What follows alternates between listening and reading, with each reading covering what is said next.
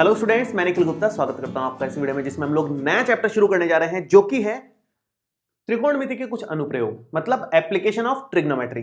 कुछ बुक्स में आपको ऊंचाई एवं दूरी के नाम से मिलेगा, ये हाइट एंड डिस्टेंस के नाम पे, और कुछ बुक्स में इस नाम से होता है, एनसीईआरटी में इस नाम से है। ठीक है, अब इस चैप्टर को शुरू करने से पहले दो तीन बातें ध्यान रखनी होंगी। एक तो कुछ टर्म्स हमें पता होनी चाहिए, ये चार टर्म्स, इन चारों का मतलब क्या है, ये जब हमें समझ में आ जाएगा तो फिर 8th चैप्टर में हमने हल्का फुल्का ट्रिग्नोमेट्री का जो इस्तेमाल किया है वो यहां पर इस्तेमाल होगा। मतलब पूरा 8th चैप्टर यूज नहीं आएगा, हल्का फुल्का 8th चैप्टर का कुछ पोर्शन यहां पर काम आएगा, वो मैं अभी आपको रिवाइज करवाऊंगा हल्का फुल्का, और फिर हम क्वेश्चंस की तरफ बढ़ेंगे। बहुत आसान चैप्टर है, स्कोरिंग चैप्टर है। 8th चैप्टर आपने बहुत ज्यादा डिटेल में नहीं भी किया है तो भी आप इस चैप्टर को आराम से कर सकते हो, कोई दिक्कत वाली बात नहीं है।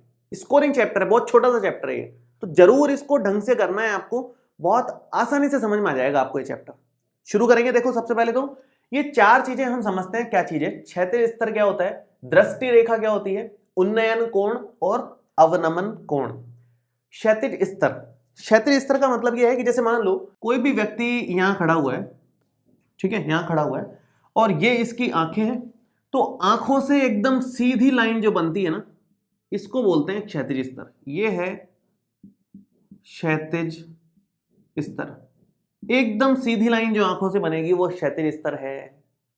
आगे दृष्टि रेखा, दृष्टि रेखा का मतलब यह है कि आप किस वस्तु को देख रहे हो, उस वस्तु से आपकी आंख तक जो रेखा बनेगी उसको दृष्टि रेखा बोलते हैं।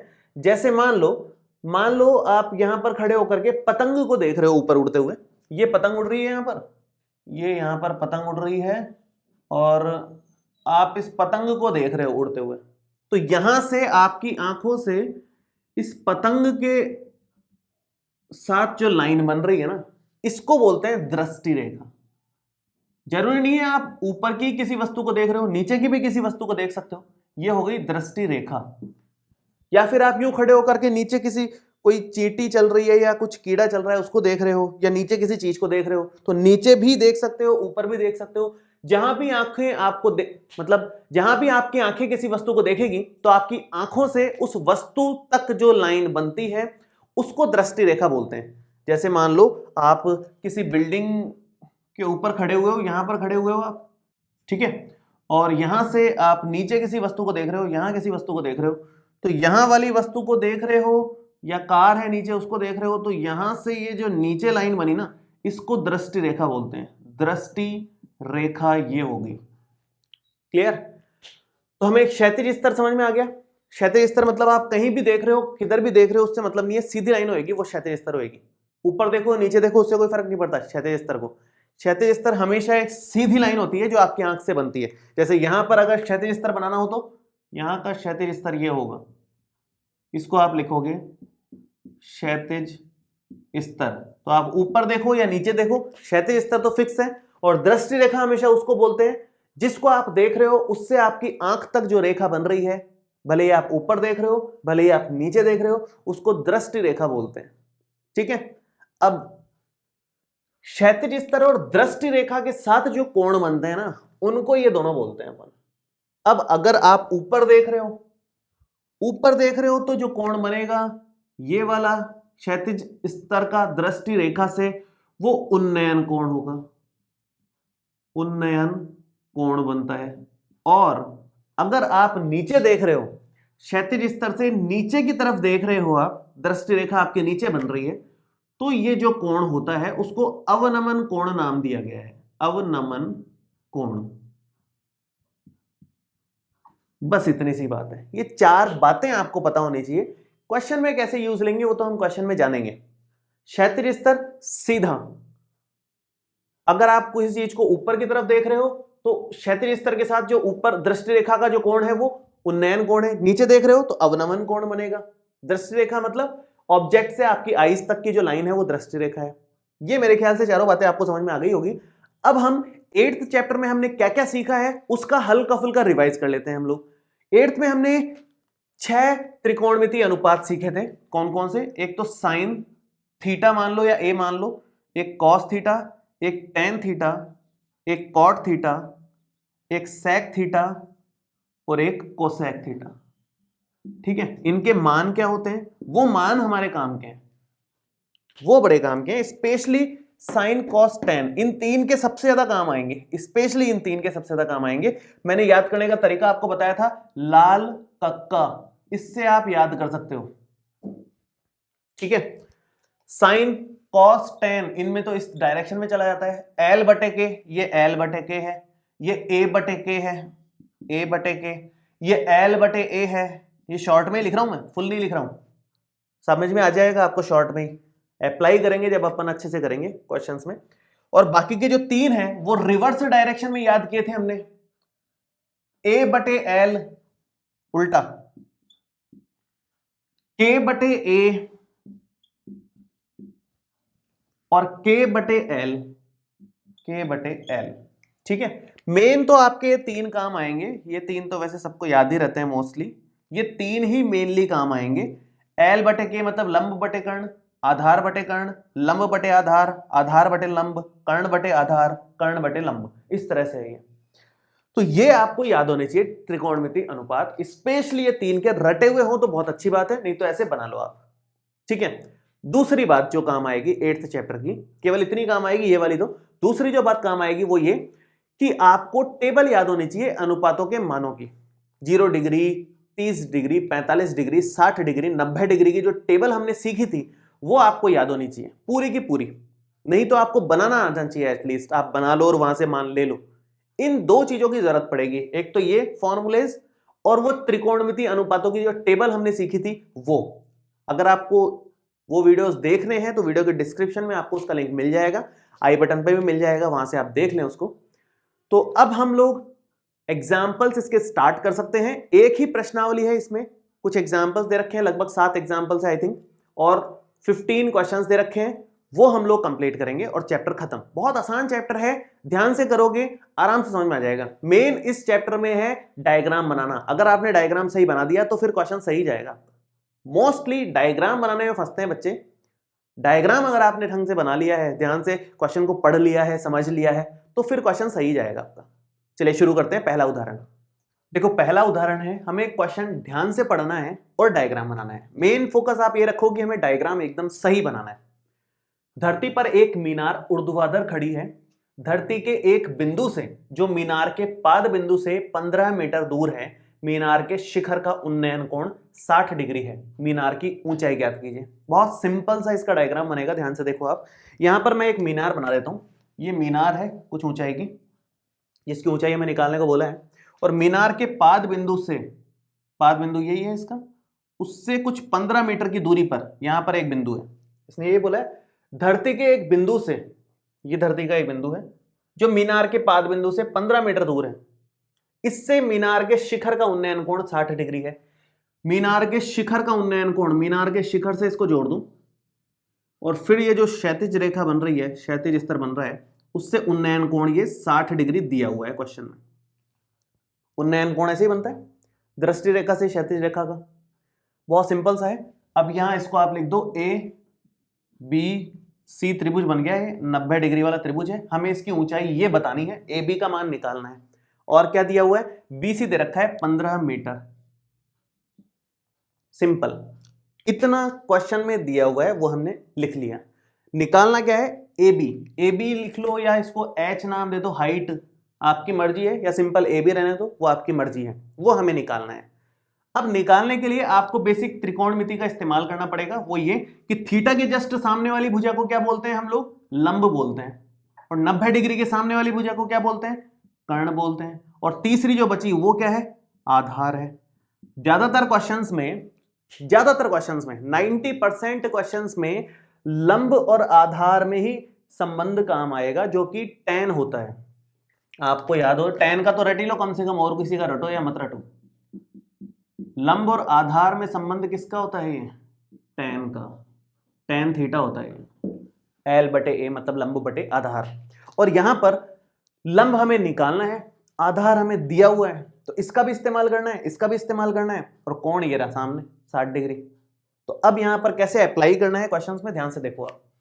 इस तरह के क्वेश्चंस तो हमने किए हैं 8.1 में, डायग्राम बनने के बाद तो ये 8.1 का प्रश्न बन जाएगा आपका। मेन इसमें आपको डायग्राम बनाना है साफ सुथरा, बस ध्यान से। तो यहां पर आप लिखोगे कि tan c कितना आएगा, tan थीटा की जगह c कोण है, वो आएगा लंब बटे आधार, लंब बटे आधार के हिसाब से tan c का मतलब tan 60 डिग्री, लंब है हमारा AB और आधार हमारे को 15 दिया हुआ है, ठीक है। tan 60 कितना होता है, अब ये आप टेबल में देख करके निकालोगे। तो टेबल में देखोगे तो tan 60 का मान है √3, √3 होगा ये, बराबर में AB बटे 15। तो AB का मान कितना आ जाएगा, ये 15 इधर चला जाएगा गुणा में, तो AB का मान आ जाएगा 15√3 मीटर। अगर किसी क्वेश्चन में आपको √3 का मान दे रखा है तो आप वो मान रख करके 15 से गुणा कर देना, अदरवाइज इसको यहीं छोड़ देना, कोई दिक्कत की बात नहीं है। मान दे रखा है √3 का, तब तो करना ही पड़ेगा आपको पूरा। तो बहुत छोटे से क्वेश्चंस हैं, ज्यादातर क्वेश्चंस में tan का सूत्र काम आएगा, ध्यान रखना, और बचे कुछ क्वेश्चंस में साइन वाला सूत्र काम आएगा, L बटे K वाला।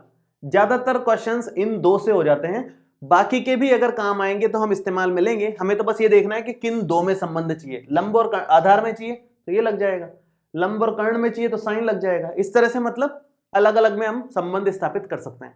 नेक्स्ट एग्जाम्पल देखो, सेकेंड नंबर।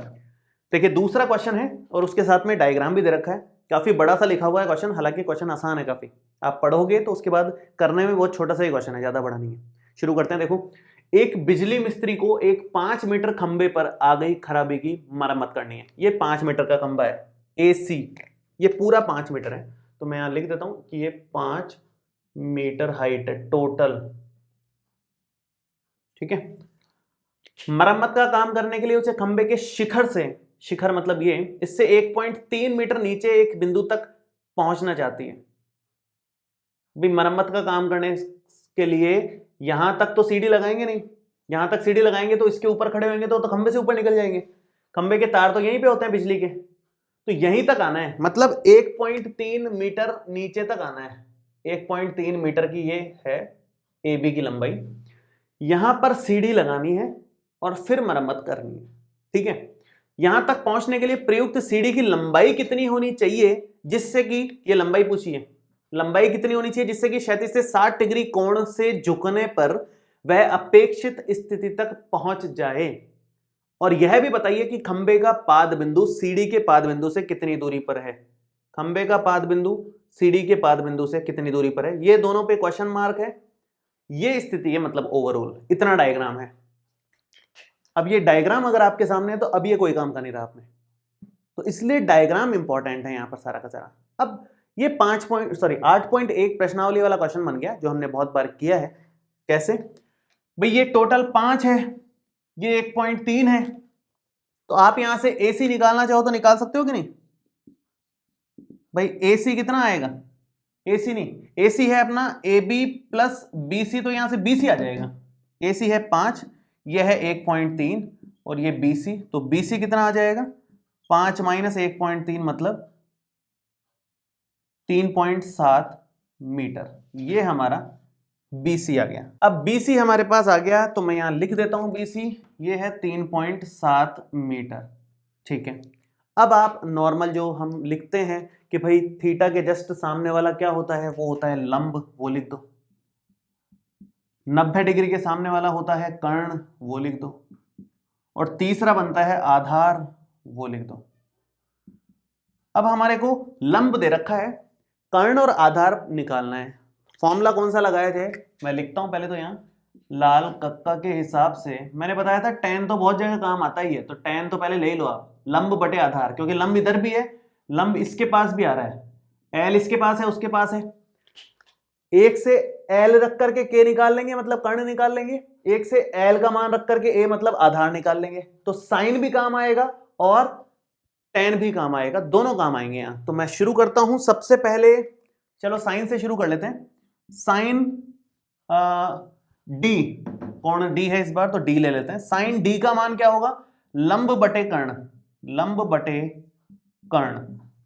साइन D मतलब साइन 60 डिग्री, लंब मतलब 3.7 मीटर और कर्ण मतलब BD। साइन 60 डिग्री का मान साइन 60 डिग्री का मान अगर आप टेबल में देखोगे तो अंडर रूट 3/2 आता है, बराबर में 3.7 बटे में BD। अब आपको BD निकालना है, तो BD निकालने के लिए इसको इधर और बाकी सबको उस तरफ लेके जाना पड़ेगा। तो मैं एक काम करता हूं, 2 को इधर ले लेते हैं, BD को इधर ले लेते हैं, तो ये बन जाएगा अंडर रूट 3 गुणा BD बराबर में 2 इंटू 3.7। अब ये रूट 3 से डिवाइड कर देंगे इधर, तो ये बन जाएगा BD बराबर 2 गुणा 3.7 कितना होता है पहले तो कर ले हम, ये होगा 7.4 और बटे में अंडर रूट 3, ये अंडर रूट 3 हो गया। ठीक है, अब यहां पर अंडर रूट 3 का मान रखना पड़ेगा क्योंकि क्वेश्चन में दिया हुआ है, अदरवाइज नहीं रखते हम लोग। क्वेश्चन में दे दिया है तो फिर मान रखना पड़ेगा। तो क्या बनेगा, ये 7.4 बटे अंडर रूट 3 का मान है 1.73। जब आप इसको कैलकुलेट करोगे पॉइंट हटा करके, पूरा डिवाइड दे करके, तो ये लगभग 4.28 मीटर आएगा। ये आपको छोटी सी कैलकुलेशन तो इसमें करनी पड़ेगी, गुणा भाग वाली, ये भाग देना है पॉइंट हटा करके आराम से, तो 4.28 मीटर आ जाएगा। भाग देके मैंने दिखा रहा हूं। आगे हम लोग निकालते हैं नेक्स्ट आधार tan का सूत्र लगा करके। तो देखो कैसे लगाएंगे। अब आप यहां पर लिखोगे कि tan 60 डिग्री या tan D मान लो 60 डिग्री, आप नेक्स्ट लाइन में लिख लेना, tan D बराबर है लंब बटे आधार। tan D मतलब tan 60 डिग्री, वो बराबर होगा लंब मतलब 3.7 और आधार कितना हो जाएगा CD, वो निकालना है हमारे को CD। tan 60 डिग्री अगर आप टेबल में देखो तो अंडर रूट 3 आता है, तो ये बन जाएगा अंडर रूट 3 बराबर में 3.7 बटे CD। तो यहां से आप CD इधर ले लो, तो अंडर रूट 3 गुणा CD बराबर आएगा 3.7 के। अब अंडर रूट 3 डिवाइड में ले लो, तो जगह की थोड़ी शॉर्टेज है, मैं इस तरफ करता हूं। CD का मान आ जाएगा यहां से ये डिवाइड में, तो 3.7 बटे अंडर रूट 3। ये अगर आप कैलकुलेट करते हो अंडर रूट 3 का मान क्या रखोगे आप 1.73, 3.7 बटे 1.73 अगर रखते हो तो लगभग कैलकुलेट होकर के 2.14 मीटर आएगा। आप करके देख लेना आराम से, बेसिक से कैलकुलेशन है, पॉइंट हटा करके आपको कैलकुलेट करना है। 2.14 मीटर इसका आ गया और 4.28 मीटर उसका आ गया। तो बहुत आसान सी क्वेश्चंस हैं, फॉर्मुलेज बहुत सिंपल से हैं, कहने का मतलब लास्ट में कैलकुलेशन किसी किसी में हो सकती है अच्छी, ज्यादातर क्वेश्चंस में कैलकुलेशन भी नहीं होती है, बहुत आसान सी कैलकुलेशंस होती है। ठीक है, तो डायग्राम पे मेन फोकस करना है। नेक्स्ट एग्जांपल देखते हैं, एग्जांपल नंबर 3। ये 2 था, मैंने गलती से 1 ही लिख दिया यहां पर, ये 2 था। अब नेक्स्ट हम लोग स्टार्ट करते हैं 3 नंबर। तीसरा एग्जांपल है 1.5 मीटर लंबा एक प्रेक्षक एक चिमनी से 28.5 मीटर की दूरी पर है। तो पहले इस स्थिति को बना लेते हैं हम लोग। जैसे यहां एक चिमनी है, कोई कुछ हाइट पे है, हमें नहीं पता कितनी हाइट पे है। 1.5 मीटर का प्रेक्षक है, मतलब एक व्यक्ति है जिसकी ऊंचाई 1.5 मीटर है। तो वो यहां खड़ा है, कितनी दूरी पे खड़ा है 28.5 मीटर की दूरी पे। यहां से इस चिमनी से ये 28.5 मीटर की दूरी पे खड़ा है और खुद की ऊंचाई 1.5 मीटर है।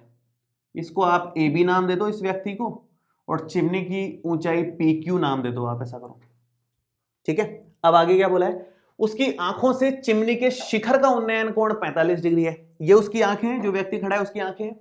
उसकी आंखों से शिखर का उन्नयन कोण चिमनी के, ये चिमनी का शिखर है, उससे उन्नयन कोण तो ये क्षैतिज स्तर से ही बनता है ना, क्षैतिज स्तर से उन्नयन कोण बन रहा है कितना 45 डिग्री। हमें क्या निकालना है, चिमनी की ऊंचाई बताइए, मतलब PQ का मान निकालना है, पूरा PQ बहुत आसानी से आ जाएगा। ध्यान देना है जब भी इस तरह के क्वेश्चंस हो जिसमें व्यक्ति की ऊंचाई भी दे रखी है, उसको कंसीडर किया गया है, तो फिर उस केस में एक सीधी लाइन बना दो आप। ये सीधी लाइन मैं बना रहा हूं, क्षैतिज स्तर बना दो इसका, ये सीधी लाइन बनाई, इसको नाम दे दो कुछ भी, M नाम दे दो इसको। हमें तो आंसर चाहिए PQ, लेकिन हम निकालेंगे पहले तो PM, क्योंकि MQ हमें पता है भाई, ये आयत बन रहा है, ये 1.5 मीटर है, तो ये भी कितना होगा 1.5 मीटर ही होगा। ये 28.5 मीटर है, तो ये भी कितना ही होगा 28.5 मीटर ही होगा। ठीक है, अब हम सिर्फ PM निकालेंगे, तो फिर पीएम और ये 1.5 को जोड़ करके पीक्यू मिल जाएगी, चिमनी की हाइट मिल जाएगी। तो हम पीएम निकालना चाह रहे हैं इस त्रिभुज का इस्तेमाल करके। कौन सा त्रिभुज? AMP। ठीक है, अब देखो कैसे करना है। थीटा के जस्ट सामने वाली भुजा को हम लोग लंब बोलते हैं, 90 डिग्री के सामने वाली भुजा को हम कर्ण बोलते हैं, और जो तीसरी बच गई वो हमारी आधार भुजा है। हमें तो लंब निकालना है, आधार दिया हुआ है, तो लंब और आधार का कनेक्शन आपको tan थीटा में मिलेगा, और मोस्ट ऑफ द क्वेश्चंस में tan थीटा ही काम आता है, मैंने आपको बताया भी है। अभी तक तो तीनों एग्जांपल्स में काम आया है। तो शुरू करेंगे। देखो यहां पर आप लिखोगे कि त्रिभुज AMP में इसमें tan A का मान आएगा लंब बटे आधार की मदद से। तो tan A का मतलब tan 45 डिग्री, लंब है हमारा PM, आधार हमारा है 28.5। ठीक है, tan 45 दुनिया में सबसे आसान मान है, आप टेबल में देखोगे तो 1 है ये, इसका मान आएगा 1, सबसे आसान कैलकुलेशन इससे सबसे आसान होती है। तो PM बटे 28.5, तो ये इधर आ जाएगा 28.5, तो PM का मान आ जाएगा 28.5 मीटर। PM हमारे पास आ गया है। अब हमें MQ का मान और इसमें जोड़ देना है, तो PQ आ जाएगा। अब आप लिखोगे कि भाई चिमनी की ऊंचाई कितनी होगी? चिमनी की ऊंचाई है PQ, जो कि होगी PM प्लस MQ, जो कि बनेगी 28.5। ये तो अभी निकाला है हमने, और MQ 1.5 है ही, यहां पर देख करके लिख सकते हो आप। टोटल आएगा 30 मीटर। ये हमारी चिमनी की ऊंचाई आ गई। ठीक है, तो इस तरह से क्वेश्चंस को सॉल्व करना है। आपको डायग्राम बस ध्यान से बनाना है, उसके बाद कैलकुलेशन इतनी नहीं है क्वेश्चन में, कैलकुलेशन छोटी ही है। मेन है डायग्राम साफ सुथरा एकदम होना चाहिए, सही बनाना नहीं। ठीक है, उदाहरण नंबर 4 देखिए। देखिए चौथा क्वेश्चन है और इसमें हमें डायग्राम नहीं दे रखा है, डायग्राम हमें खुद बनाना पड़ेगा। ध्यान से पढ़ेंगे एक बार। भूमि के एक बिंदु P से एक 10 मीटर ऊंचे भवन के शिखर का उन्नयन कोण 30 डिग्री है। भूमि के एक बिंदु P से 10 मीटर ऊंचे भवन के शिखर का उन्नयन कोण 30 डिग्री है। तो मैं इस स्थिति को पहले बना देता हूं। ये एक भवन है, भूमि का एक बिंदु है यहां पर, उससे इस भवन के शीर्ष से उन्नयन कोण दिया हुआ है 30 डिग्री। ये भवन और ये 30 डिग्री, ये उन्नयन कोण हो गया। ठीक है, अब भवन के शिखर पर एक ध्वज को लहराया गया है, और P से, भूमि के बिंदु P से, तो इसको P नाम दे रखा है, और P से ध्वज के शिखर का उन्नयन कोण 45 डिग्री है। भाई यहां पर एक ध्वज है, एक झंडा है, यहां पर एक झंडा लगा रखा है उन्होंने, ये झंडा लहरा रहे हैं, और इस झंडे के टॉप को अगर यहां से देखें तो ये कुल बन रहा है 45 डिग्री का कोण, ये टोटल आ रहा है 45 डिग्री टोटल। अगर देखें ध्वज दंड की लंबाई मतलब ये है ध्वज दंड, ध्वज की जो ये है लाइन, इसकी लंबाई बतानी है, और बिंदु P से भवन की दूरी ज्ञात करनी है। एक तो ये निकालना है और एक ये निकालना है, बस ये दो चीजें निकालनी है। इसमें मैं नाम दे देता हूं इसके, ये P है, ये Q है, इसको R ले लो, इसको M ले लो। ठीक है, तो हमें एक तो RM निकालना है, एक PQ निकालना है। क्या क्या दिया हुआ है हमें? बस ये दे रखा है कि भूमि के एक बिंदु P से एक 10 मीटर ऊंचे भवन के शिखर का उन्नयन कोण 30 डिग्री है, मतलब ये भवन 10 मीटर की ऊंचाई पर है, मतलब MQ का मान 10 मीटर दे रखा है। अब हम आराम से निकाल लेंगे RM और PQ दोनों। देखो कैसे। सबसे पहले तो आप इस छोटे वाले ट्राइंगल पर ध्यान दो, छोटे वाले त्रिभुज जिसमें 30 डिग्री का कोण है उस पर ध्यान दो आप। 30 डिग्री के कोण के हिसाब से थीटा के जस्ट सामने वाली भुजा को क्या लिखोगे आप? लंब लिखोगे, और इसको क्या लिखोगे आप? आधार लिखोगे। कर्ण से हमें कोई मतलब नहीं है, कर्ण निकालना भी नहीं है, तो उसको मैं लिख भी नहीं रहा हूं। हमें निकालना क्या है? आधार। किसकी मदद से? लंब की मदद से। tan थीटा का सीधा सीधा फॉर्मूला यूज आएगा, मैं यहां इस्तेमाल करता हूं। सबसे पहले तो मैं लिखूंगा त्रिभुज PQM में हम बात कर रहे हैं क्या कि भाई tan P का मान यह आएगा लंब बटे आधार, लंब बटे आधार। tan P मतलब tan 30 डिग्री, लंब मतलब MQ जो कि 10 मीटर है, और आधार मतलब PQ जो निकालना है। tan 30 डिग्री का मान अगर आप टेबल में देखते हो तो 1/√3 आएगा, जो कि 10/PQ के बराबर है। आप PQ को इधर ले लो, क्रॉस मल्टीप्लाई, ये इधर और ये इधर, तो PQ बराबर आ जाएगा 10√3 मीटर। PQ का मान हमारे पास आ गया है। अब हमें RM और निकालना है। RM डायरेक्ट नहीं निकलेगा क्योंकि ये किसी समकोण त्रिभुज में नहीं आ रहा है।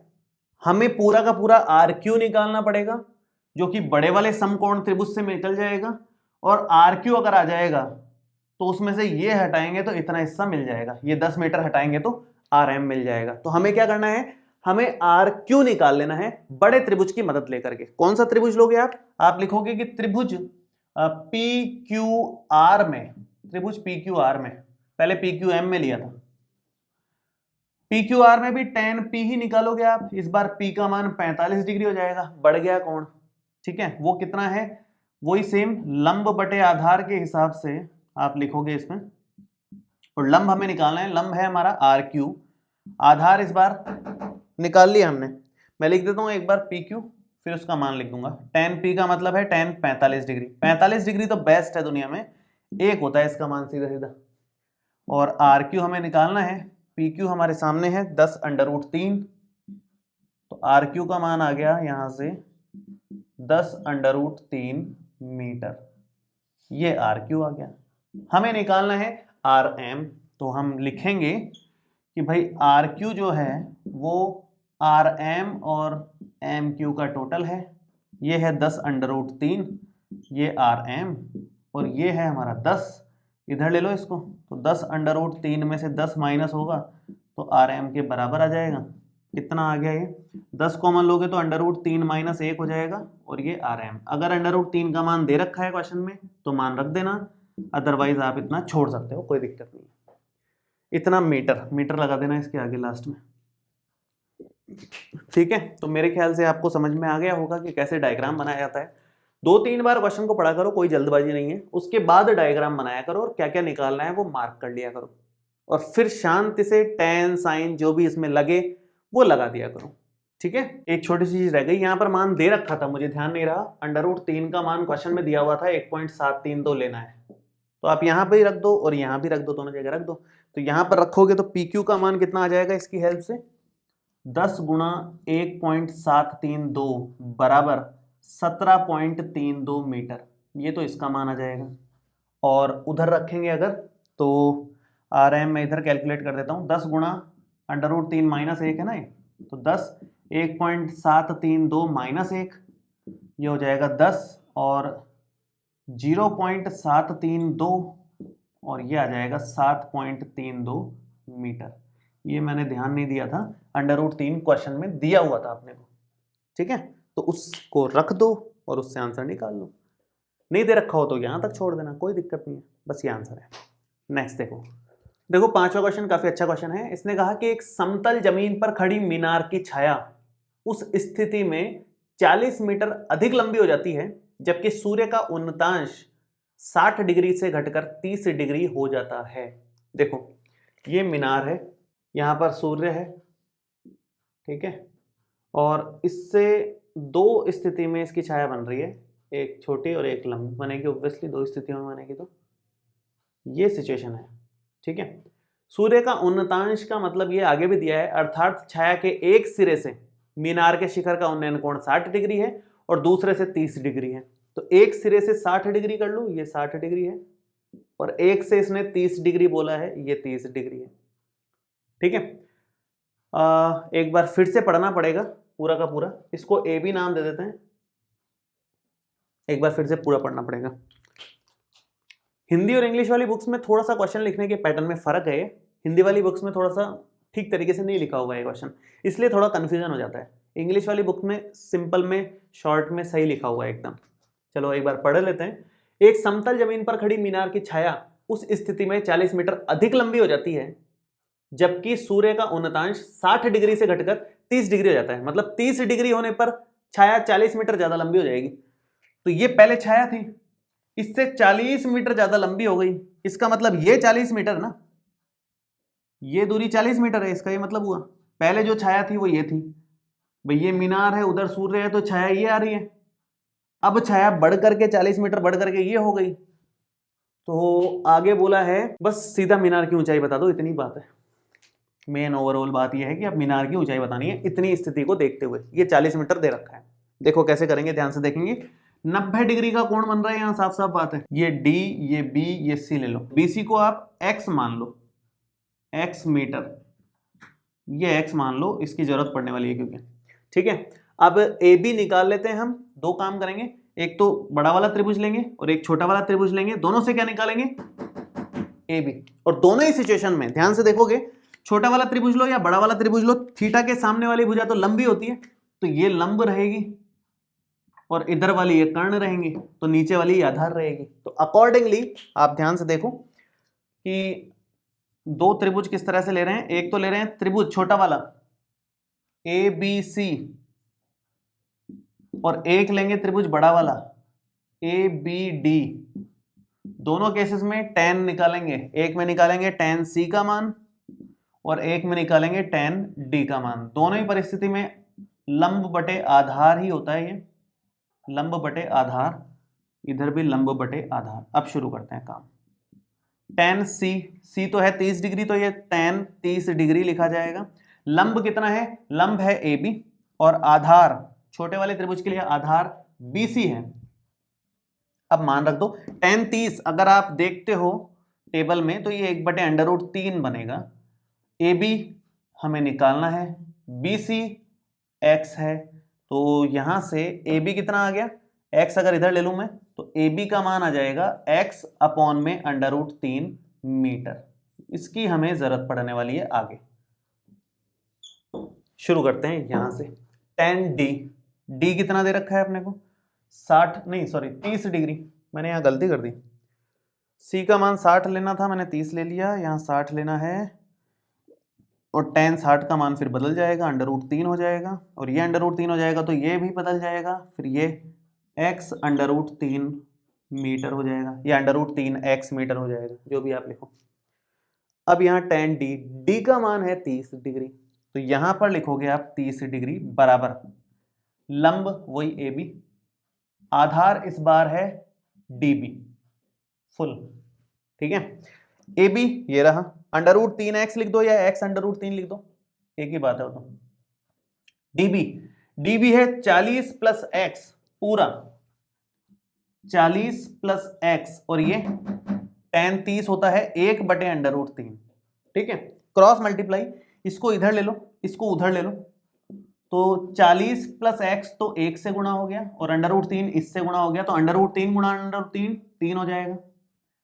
अब आप x निकाल लो, बड़े आराम से निकलेगा, ये x उधर जाएगा, तो 40 बराबर 3x - x 2x हो गया, और ये 40 के बराबर, तो x का मान आ गया 40/2 मतलब 20 मीटर।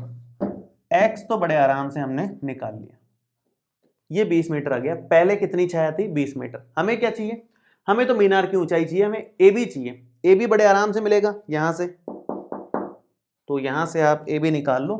AB हमारे पास है x √3 मतलब 20/3 मीटर। ये हमारा AB आ गया, मीनार की ऊंचाई आ गई, ठीक है। तो बहुत आराम से हमने किया।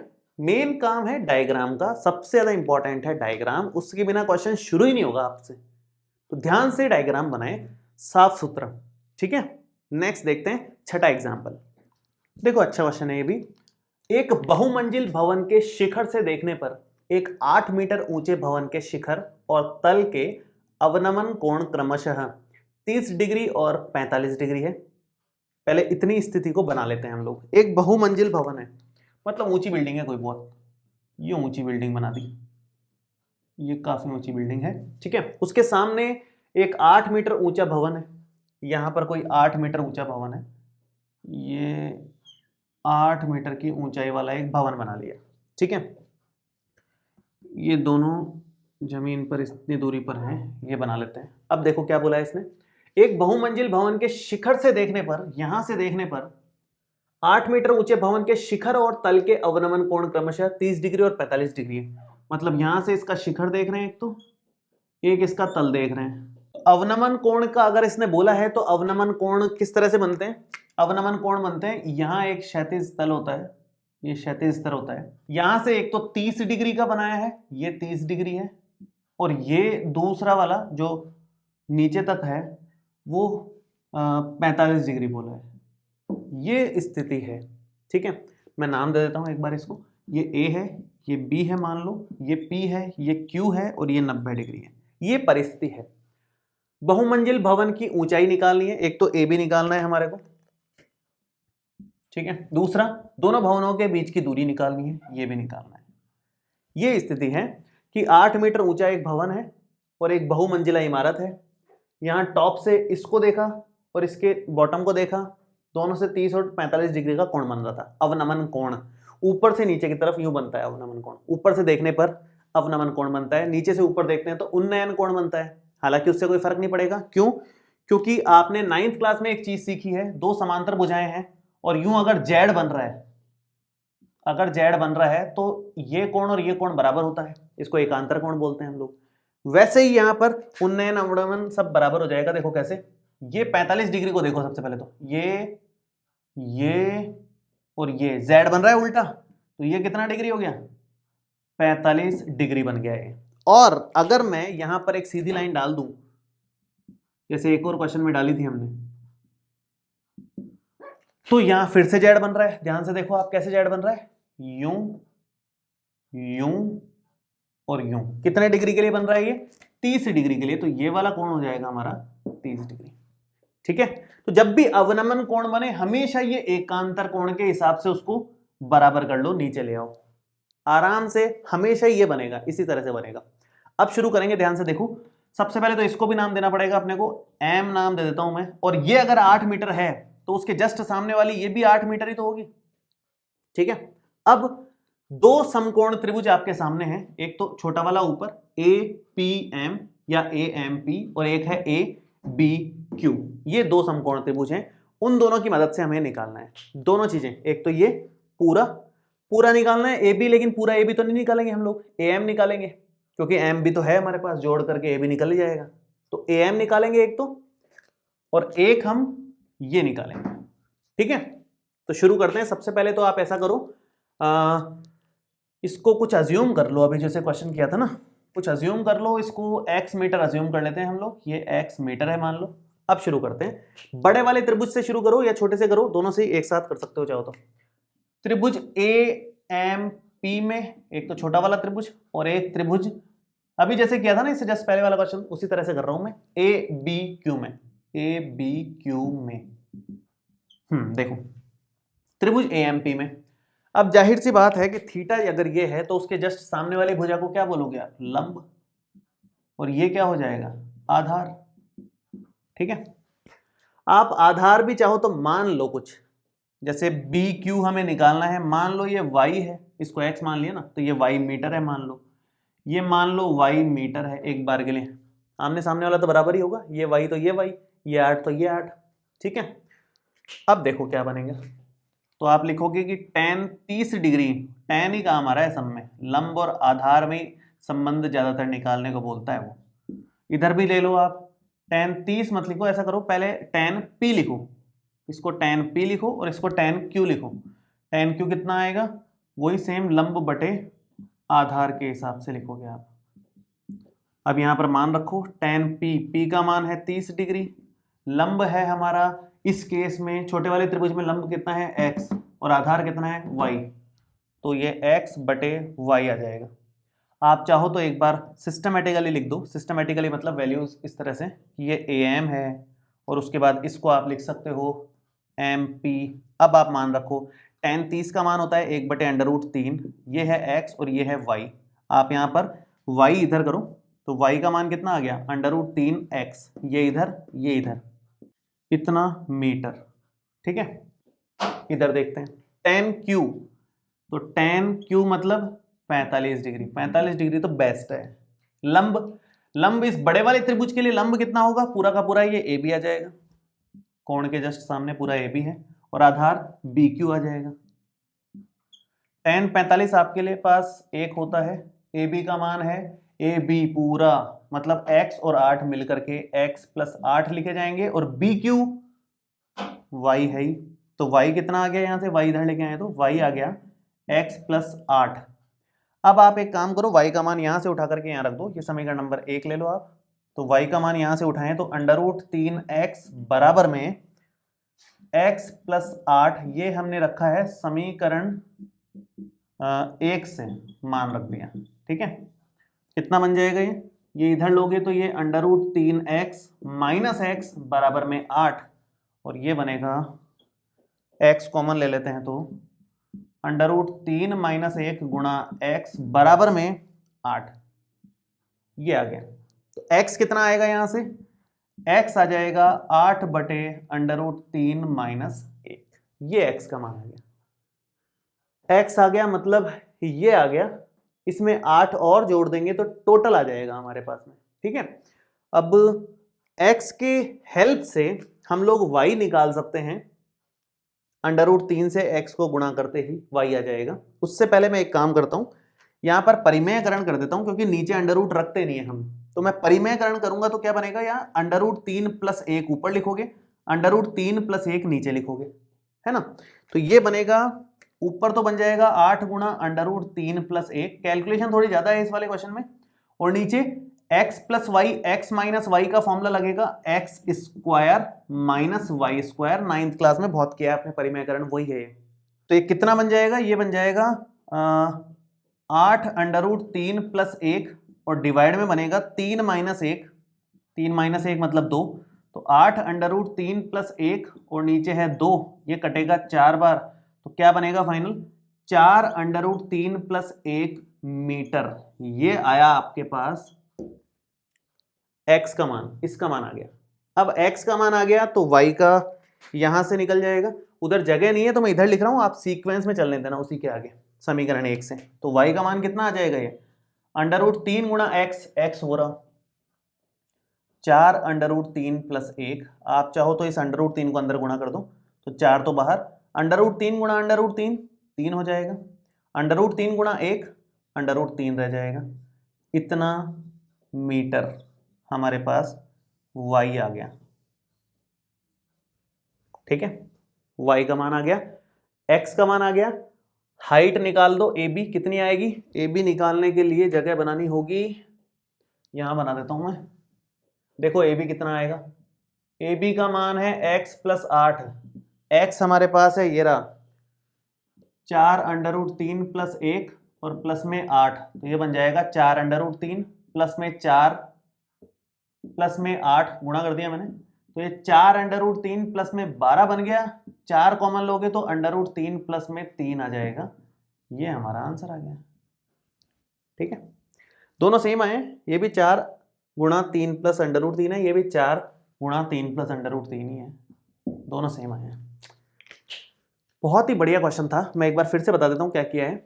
हमने 2 त्रिभुज लिए, एक तो छोटा वाला त्रिभुज और एक बड़ा वाला त्रिभुज, दोनों में tan निकाल लिया, एक संबंध ये आया था और इधर वाले से एक ये आ गया था, दोनों त्रिभुजों से, दोनों से एक से उठा करके मान दूसरे में रखा, उससे आंसर आया है। मेन प्रॉब्लम क्या हुई, यहां पर परिमेयकरण वगैरह करना पड़ा, तो कैलकुलेशन थोड़ी सी ज्यादा हो गई, अदरवाइज क्वेश्चन इतना बड़ा नहीं है, पिछले वाले क्वेश्चन के जितना ही बड़ा है, थोड़ी सी कैलकुलेशन बढ़ गई क्योंकि यहाँ पर थोड़ा काम बढ़ गया था अपना, ठीक है। आप इसको एक बार ध्यान से देख लें, कोई डाउट हो तो नीचे कमेंट बॉक्स में लिख सकते हैं। बहुत अच्छा क्वेश्चन है ये, और अगला वाला उदाहरण भी बहुत अच्छा है, 7वां उदाहरण बहुत ही बढ़िया है वो भी, देखो स्टार्ट करते हैं। इस 7वां उदाहरण काफी ज्यादा इंपॉर्टेंट उदाहरण है, बहुत अच्छा उदाहरण है, ध्यान से देखेंगे। एक नदी के पुल के एक बिंदु से नदी के सम्मुख किनारों के अवनमन कोण क्रमशः 30 डिग्री और 45 डिग्री है। यदि पुल किनारों से 3 मीटर की ऊंचाई पर हो तो नदी की चौड़ाई ज्ञात करो। ये कुछ अलग क्वेश्चन आया है, थोड़ा सा अच्छा क्वेश्चन है, ध्यान से देखो। एक नदी है, मान लो ये इसके नीचे से नदी जा रही है यूं आर पार, मान लो नदी यूं जा रही है, तो मैं पुल इस तरह से बना रहा हूं सामने देखने वाला, और ये पुल इस तरह का है कि ये यहां से तो ऊपर से तो लोग जा सकते हैं या कोई भी जा सकता है गाड़ी वगैरह, और ये इस तरह से नदी यूं नीचे से जा रही है, ठीक है। इस तरह का लगभग कुछ पुल है ये, जो भी है ऐसा कुछ है। अब यहां पर कोई व्यक्ति खड़ा है ऊपर पुल के, यहां पर कोई बंदा खड़ा है और ये नदी है, नदी यूं है, यूं, ठीक है, यूं पास हो रही है, यहां से यहां तक है मतलब नदी की चौड़ाई। तो एक तो यहां से देख रहा है, एक इस तरफ देख रहा है, दोनों छोरों को सम्मुख किनारे, मतलब एक तो इस तरफ के किनारे को देख रहा है और एक इस तरफ के किनारे को देख रहा है, एक ही व्यक्ति यहां से। तो जो अवनमन कोण बन रहे हैं, अवनमन कोण मतलब जो क्षैतिज रेखा के साथ जो कोण बनते हैं उन्हीं को अवनमन कोण बोलते हैं। तो ये जो कोण है, एक तो बन रहा है 30 डिग्री का कोण, एक तो बन रहा है 30 डिग्री का कोण और एक 45 डिग्री का। किधर भी 30 और किधर भी 45 ले लो, उससे कोई फर्क नहीं पड़ेगा।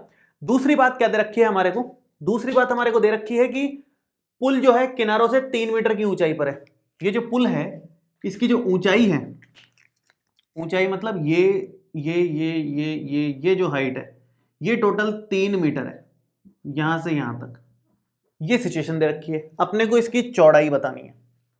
अब मैं इसको साफ सुथरे डायग्राम में कन्वर्ट कर देता हूं, क्योंकि बहुत गंदा सा अजीब सा डायग्राम बन रहा है ये। केवल अपने काम का जो हिस्सा है वो मैं इसमें बना देता हूं कि यहां से कोई व्यक्ति देख रहा है, नदी का एक छोर इधर है, नदी का दूसरा छोर इस तरफ है और ये नदी की चौड़ाई है, ठीक है। अवनमन कोण दे रखे हैं, एक कोण तो यहां से दे रखा है 30 डिग्री, एक कोण इधर दे रखा है 45 डिग्री, दोनों तरफ से अवनमन कोण दे रखे हैं हमारे को। तो अब ध्यान से देखें तो यू जेड बन रहा है, ये और ये मैंने आपको बताया था थोड़ी देर पहले, अगर जेड बन रहा है एकांतर कोण तो वो बराबर होते हैं, ये 30 डिग्री हो जाएगा। यू सीधा जेड बन रहा है, यूं और यूं सीधा जेड बन रहा है, तो ये कितना हो जाएगा 45 डिग्री। दूसरी बात, इसकी जो हाइट है, ये ऊंचाई कितनी दे रखी है हमारे को 3 मीटर की ऊंचाई दे रखी है। ये हमारे को गिवन है इतना पोर्शन। हमें क्या निकालना है, ये नदी की चौड़ाई, ये है चौड़ाई। मान लो ये ए है, ये बी है, ये सी है और ये डी है। हमें बीसी निकालना है, क्वेश्चन में बीसी की जरूरत है, ठीक है। बीसी निकालने के लिए हम क्या करेंगे, हम बीडी निकाल लेंगे और डीसी निकाल लेंगे और दोनों का टोटल बीसी के बराबर आ जाएगा। बीडी और डीसी दो अलग अलग ट्राइंगल से बनेगा इस बार, एक इस ट्राइंगल से और एक इस ट्राइंगल से। दोनों ट्राइंगल्स में ही आप जैसे पहले ए डी और बी में लिख लो, यहां पर मैं लिख देता हूं त्रिभुज ए बी डी में। आपको एग्जाम में ये बनाने की जरूरत नहीं है, आप सीधा ये बनाओ, है ना। ये केवल समझाने के लिए बनाया था मैंने, सिचुएशन क्या है, हालांकि बहुत गंदा सा ही बनाया फिर भी। अब त्रिभुज ए बी डी में कोण बी के जस्ट सामने वाली भुजा क्या होगी, लंब। तो ये भुजा हमारी लंब है, ये लंब भुजा हो गई। दोनों त्रिभुजों के लिए ये लंब है, क्योंकि इस कोण के सामने भी यही है, इस कोण के सामने भी यही है, तो लंब है ये। और इस त्रिभुज के लिए ये आधार हो जाएगी और इस वाले त्रिभुज के लिए ये आधार हो जाएगी। कर्ण से हमने को कोई मतलब नहीं है, ये कर्ण है दोनों के दोनों, उससे कोई काम नहीं है अपने को। तो त्रिभुज एबीडी में और दूसरा त्रिभुज एडीसी में, एडीसी में, इन दोनों त्रिभुजों में हमें tan निकालना पड़ेगा। तो सबसे पहले तो tan b और एक निकालेंगे tan c। तो ये आएगा tan b जो कि होता है लंब बटे आधार, और दूसरा निकालना है tan c जो कि होगा अगेन लंब बटे आधार। अब आप रख दो मान सबके, b का मान कितना है 45 डिग्री, तो ये हो जाएगा tan 45 डिग्री बराबर लंब है 3 मीटर और आधार है BD। tan 45 का मान सबसे आसान 1 होता है और ये 3 बटे BD, तो BD यहां से कितना आ जाएगा, BD इधर लेके आए तो BD बराबर 3 हो गया। 3 मतलब 3 मीटर लिख लो, 3 मीटर आ गया। तो ये 3 मीटर आ गया, इधर का निकालेंगे, उधर से C का मान 30 डिग्री यहां रखोगे तो tan 30 डिग्री बराबर, tan 30 डिग्री बराबर लंब 3 मीटर और आधार DC, ठीक है। tan 30 डिग्री मतलब 1 बटे अंडर रूट 3 बराबर में 3 बटे DC। DC का मान, DC इधर आएगा और अंडर रूट 3 उधर जाएगा तो 3 अंडर रूट 3 हो गया, इतना मीटर DC आ गया हमारे पास में। हमारे पास BD भी है DC भी है, दोनों की वैल्यूज हम लोग यहां पर रखेंगे, BC आ जाएगा। देखो BC कितना आएगा, मैं यहां निकाल देता हूं, BC आएगा BD प्लस DC। BD हमारे पास है 3 मीटर और DC हमारे पास है 3 अंडर रूट 3 मीटर, तो टोटल आ गया 3, अगर कॉमन ले लें तो 1 प्लस अंडर रूट 3 मीटर, ये है नदी की चौड़ाई। ठीक है, हमें सिर्फ नदी की चौड़ाई निकालनी थी, वो हमने निकाल लिया आसानी से। इस तरह से क्वेश्चन को सॉल्व करना है। मेन बात यह है इसमें किस तरह के दो त्रिभुज बन रहे थे। सम्मुख किनारे मतलब आमने सामने वाले किनारे, मतलब एक किनारा इधर का एक किनारा इधर का, ये सब इसका मतलब था। तो थोड़ा ध्यान से अपने को बनाना था इसमें। तो ये हमने सारे एग्जांपल्स कंप्लीट कर लिए हैं। अब आगे वाले वीडियो में हम लोग एक्सरसाइज के क्वेश्चंस करेंगे। केवल एक ही एक्सरसाइज है इसमें, ज्यादा कुछ नहीं है। उसमें क्वेश्चंस भी आसान है। इन एग्जांपल्स को करके उन एक्सरसाइज के क्वेश्चंस को आपको घर पे सॉल्व करना है। ज्यादातर क्वेश्चंस आपको आ जाएंगे। लास्ट के कुछ एक दो क्वेश्चंस हैं जो थोड़े से अच्छे लेवल के हैं, वो हम लोग डिस्कस करेंगे। हालांकि हम लोग सारे ही क्वेश्चंस लाइन से करेंगे, लेकिन आप लोग एक बार घर पे जरूर ट्राई करें, वो आपको समझ में आ जाएंगे आराम से। ठीक है, इस वीडियो में आपको कोई भी डाउट हो तो नीचे कमेंट बॉक्स में लिख सकते हैं। और ये वीडियो कैसा लगा ये भी कमेंट करके जरूर बताएं। मिलते हैं आपसे अगले वीडियो में। Thank you so much, all the best.